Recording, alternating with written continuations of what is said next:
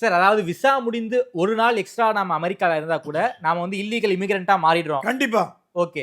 ஒரு நாள் எக்ஸ்ட்ரா இருந்தா கூட இல்லீகல் இமிகிரண்டா மாறும். இப்ப தமிழர்களை பொறுத்த வரைக்கும் ம். கள்ளத்தனமா போறாங்கன்னா அவங்க என்ன தோணியில போறாங்க, கப்பல்ல போறாங்க, பிளேன்ல போறாங்கன்னு கிடையாது. ஸ்டூடெண்டா போறாங்க. ம். ஸ்டூடெண்டா போய் அங்க படிச்சு வேலை தேடி கிரீன் கார்டு அப்ளை பண்ணி எல்லாருக்குமே கிரீன் கார்டு கிடைக்கிறது இல்லைங்க.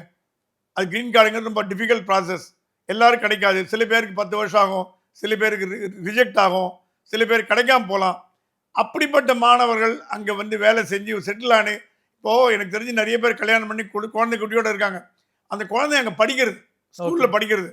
அந்த குழந்தைங்களுக்கு படிப்பு சிறந்த கல்வியை கொடுக்கும் நாடு அமெரிக்கா நாடு. அப்படிப்பட்ட நாடை விட்டு வரதே உங்களுக்கு மனசு இல்லை. ஸோ நம்ம கள்ளத்தனமா இருந்தாலும் பரவாயில்ல. ஆனா ஒரு விஷயம் என்னன்னா இப்ப இப்ப இந்த காலத்துக்கு முந்தின காலம் வரைக்கும் கள்ளத்தனமா இருக்கும் இந்தியர்கள் ஆர் எனி வெளிநாட்டவர் அந்த நாட்டில் பிறக்கும் குழந்தைகள் குடிமக்களாக கருதப்படுவார்கள். ஓகே. நம்ம குழந்தை ஃபியூச்சர் நல்லா இருக்கு, குடிமக்கள்.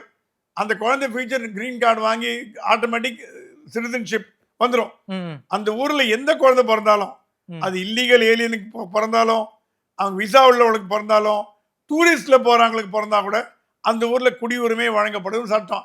அந்த சட்டத்தை இப்போ ட்ரம்ப் தூக்கிட்டாரு இப்போ.